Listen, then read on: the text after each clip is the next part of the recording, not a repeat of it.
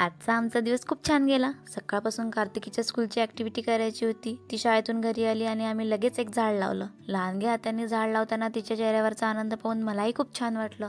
झाड लावल्यानंतर मी तिचा दिला ड्रेस बदलून आणि तिला बसवलं होमवर्क करायला. मग तिने मस्त सगळं होमवर्क कंप्लीट करून घेतलं.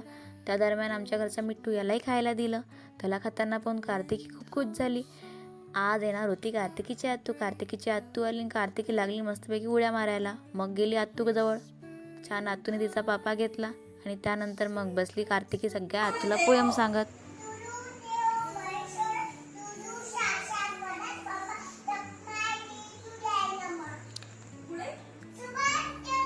आत्तूने खूप कौतुक केलं. नंतर कार्तिकीला आत्तूच्या हातानेच जेवायचं होतं. मग त्यांनी तिला खाऊ घातलं. मग केलं मस्तपैकी दोघींनी फोटो सेशन आणि मग आम्ही मारल्या गप्पा. मग आत्तू निघाली घरी जायला, पण कार्तिकीला अजिबात जाऊ द्यायचं नव्हतं आणि आत्तूलाही तिला सोडून जायचं नव्हतं.